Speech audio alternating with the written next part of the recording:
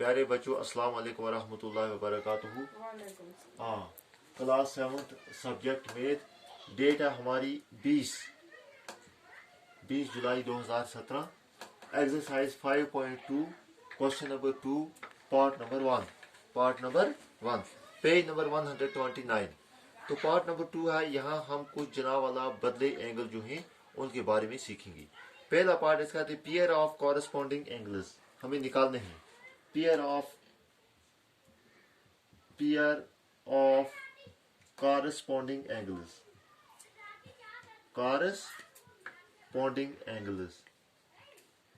Pair of corresponding angles।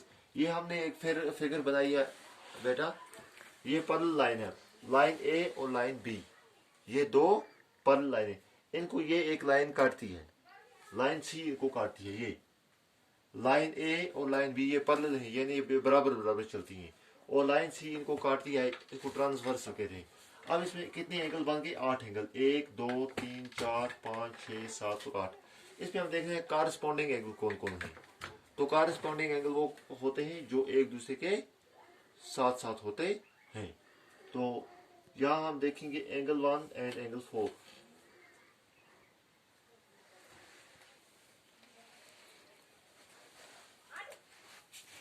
Angle 1 और angle 1 and angle 4।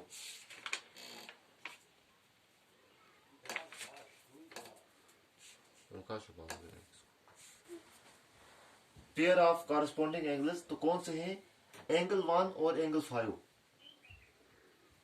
Angle 1 and angle 5, इनको हम corresponding angles कहते हैं। एंगल 1 और एंगल 5 ये कॉरेस्पॉन्डिंग है। एंगल 2 और एंगल 6, एंगल 2 एंड एंगल 6 ये कॉरेस्पॉन्डिंग एंगल हुए। यहाँ इस साइड में देखेंगे ये एंगल और ये एंगल छोड़कर एक एंगल छोड़कर एक एंगल, ये कॉरेस्पॉन्डिंग होता है। एंगल 4 हम रखेंगे, 3 छोड़ेंगे और 8। एंगल 4 और एंगल 8, एंगल 4 एंड एंगल 8। इस तरह से हम एंगल 3 रखेंगे, 8 छोड़ेंगे। Angle 3 and angle 6, angle 3 and angle 6, angle 3 and angle 6। तो ये हो गए कॉरेस्पॉन्डिंग एंगल्स। इसके बाद दूसरा पार्ट है हमारा। इसमें हमें क्या देखना है?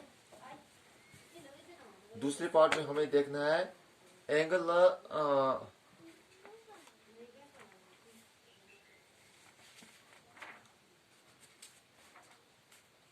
Pair of alternate interior angles।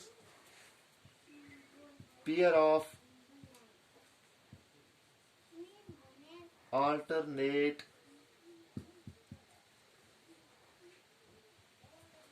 interior angles। Pair of alternate interior angles। तो pair of alternate interior angles क्या हो गई? एक तरफ का एक एंगल और दूसरे अंदर के लेकिन एक तरफ का एंगल छोड़कर एक। मिसाल ये और ये इंटीरियर एंगल्स हैं। अल्टरनेट का ये और ये एंगल 2 एंड एंगल 8 ये अल्टरनेट इंटीरियर एंगल्स हैं। Angle 3 and angle 5, angle 3 and angle 5 ये हो गए अल्टरनेट इंटीरियर एंगल्स, है ना भाई। तो उसके बाद तीसरा part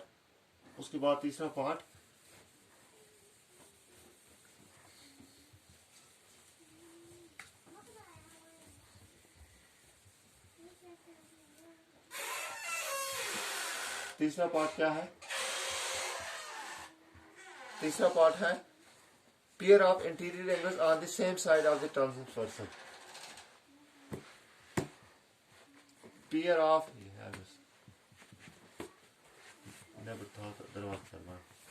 interior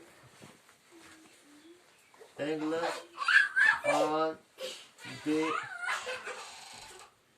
same side of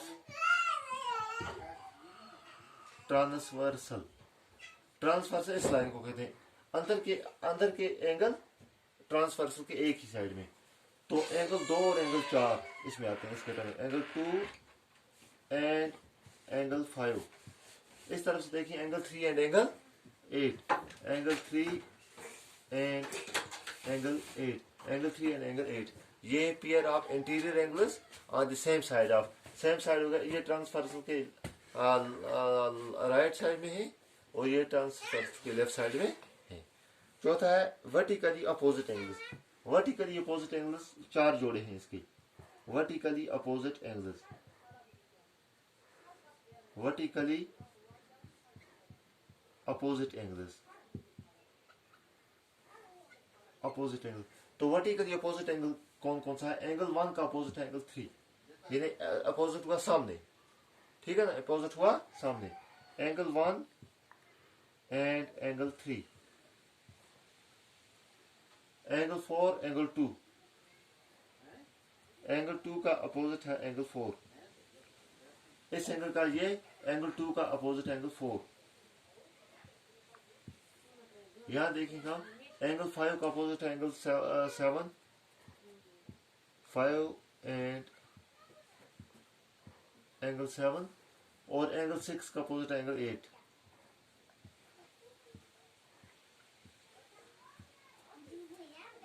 angle 8, ये हो गया वर्टिकली अपोजिट एंगल। तो इस तरह से बेटा ये हमारा क्वेश्चन नंबर 2 कंप्लीट होगा। इसके बाद question number 3, in the adjoining figure P is parallel to Q, find the unknown angles।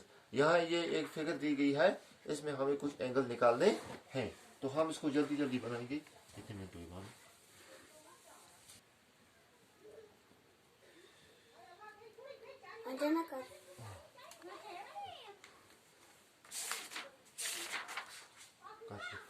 खल आ गई अभी, जरा खल।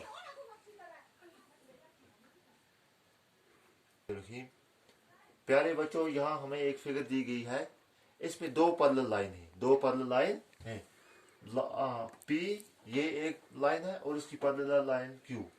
P और Q ये 2 लाइन जो है ये पैरेलल है। इनको एक ट्रांसवर्सल काटता है, ये इसको हम ट्रांसवर्सल करें, ये और ये पैरेलल लाइन से इनको ये एक ट्रांसवर्सल काटता है। तो यहाँ ये बहुत सारे एंगल बन गए, 4 एंगल और 4 एंगल, 8 एंगल बन गई। तो इसमें से हमें एक एंगल दिया गया है, एंगल H। अब बाकी एंगल जो है वो हमें निकालने हैं। तो हम किस तरह से निकालेंगे? हम इसको इस तरह से लिखेंगे let we denote the angles, let we denote the angles is. आओ इन एंगलों को हम इस तरह दिखाते हैं। हाँ, किस तरह? हाँ, एंगल A ये निकालना है, एंगल B ये भी निकालना है, एंगल C ये भी निकालना है, एंगल D ये भी निकालना है, एंगल E ये निकालना है, एंगल F ये भी हमें निकालना है, एंगल G ये भी हमें निकालना है, और एंगल H ये 125 डिग्री के बराबर है। एक एंगल दिया गया है और एक एंगल से सब एंगल निकल सकती है ना बेटा? तो हम देखेंगे if angle H is equal to 125 degree. अगर एंगल H जो है ये 125 डिग्री के बराबर है, देन तो फिर इसका अपोजिट कौन है? Angle G। एंगल H का अपोजिट क्या है? Angle G। Then angle G is equal to 125 degree. आप इसको यहाँ वजह लिखेंगे, vertically opposite angles are equal, vertically opposite angles are equal. Vertically opposite angle जो होते हैं वो इक्वल होते हैं। अगर एंगल H 125 का तो एंगल G किसके बराबर होगा? ये भी 125 डिग्री के बराबर होगा। फिर तो आप लिखेंगे if angle H is equal to 125 degree. अगर एंगल H जो है ये 125 डिग्री के बराबर है, then angle D is equal to 125 degree. तो एंगल D जो होगा ये भी 100 कितने के बराबर होगा? 125 डिग्री के बराबर। क्यों? क्योंकि ये कारस्पॉन्डिंग एंगल है, एक को छोड़कर एक, ये कारस्पॉन्डिंग एंगल है। हाँ, एच को पकड़ेंगे हम, एफ को छोड़ेंगे, फिर डी को पकड़ेंगे। एच और डी कारस्पॉन्डिंग है, एफ और सी कारस्पॉन्डिंग। जब दो पैरेलल लाइनों को एक ट्रांसफर काटता है तो कारस्पॉन्डिंग एंगल बराबर होते हैं। हाँ, तो आप लिखेंगे क्या, corresponding angles are equal, corresponding angles are equal. तो हमें दो एंगल निकल गए, ये भी 125 डिग्री के बराबर, ये भी 125 डिग्री के बराबर। अब क्या करेंगे हम, वी नो, हमें पता है, क्या पता है, एंगल एच प्लस ये एंगल और ये angle H plus angle E, ये 180 डिग्री के बराबर है। किसके बराबर है, 180 डिग्री। क्यों, क्योंकि ये लीनियर पेयर ऑफ एंगल है। आप लिखेंगे linear pair angle, linear pair angles, linear pair angle. तो एंगल एच ये किसके बराबर है, 125 डिग्री प्लस एंगल ई, ये हमें निकालना है 180 के बराबर। तो हम लिखेंगे एंगल ई फिर किसके बराबर है, 180 माइनस 125 माइनस 125। तो एंगल ई फिर है बराबर 10 में से 5 तो 5, 7 में से 2 तो 5, 55 डिग्री। तो एंगल ई किसके बराबर है, 55 डिग्री। निकल के हमारे कितने एंगल, हमारे जनाब वाला 3 एंगल निकल गए। इसके बाद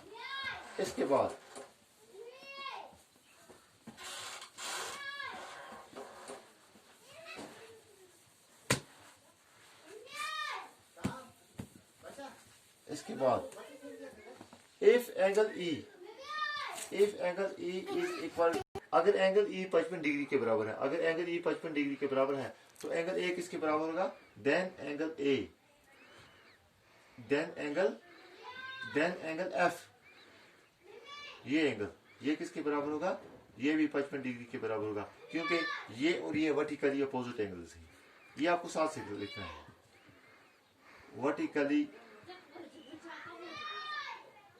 अपोजिट एंगल्स आर इक्वल, ये साथ साथ लिखना है हर एक।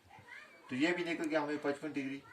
अब हम इससे ये निकालेंगे, if angle F is equal to 55 degree, अगर एंगल एफ ये 55 डिग्री के बराबर है तो angle C, then angle C is equal to 55 degree. Angle C भी किसके बराबर होगा, 55 डिग्री के। क्यों, क्योंकि कारस्पॉन्डिंग एंगल्स आर इक्वल, ये कारस्पॉन्डिंग एंगल्स हैं, कारस्पॉन्डिंग एंगल्स आर इक्वल। ये पीछे से रूल दिए गए हैं प्रॉपर्टियां, तो हम ये 55 डिग्री है। अच्छा, अब अगर एंगल जी 125 डिग्री के बराबर है तो एंगल बी किसके बराबर होगा, if angle G is equal to 125 degree, then angle B भी किसके बराबर होगा, ये भी 125 डिग्री के बराबर होगा। ये भी कारस्पॉन्डिंग एंगल है, कारस्पॉन्डिंग एंगल्स आर इक्वल। हाँ, अगर एंगल जी ये एंगल 125 डिग्री के बराबर है तो एंगल बी भी 125 डिग्री के बराबर होगा, या इसके अपोजिट है, ये भी हम निकाल सकते थे 125 डिग्री के बराबर।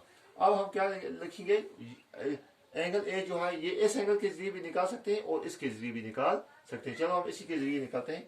If angle E is equal to 55 degree, then angle A is equal to 55 degree. अगर एंगल ई 55 को बराबर है तो एंगल ए किसके बराबर, 55 डिग्री। क्यों, corresponding angles are equal, corresponding angles are equal. तो इस तरह से बेटा हमारे सारे जितने भी एंगल थे ये हमने निकाल दिए। तो बेटा इतना आज काफी है, इंशाल्लाह कल के अगले सबक में इंशाल्लाह से आगे हम करेंगे। अस्सलाम वालेकुम।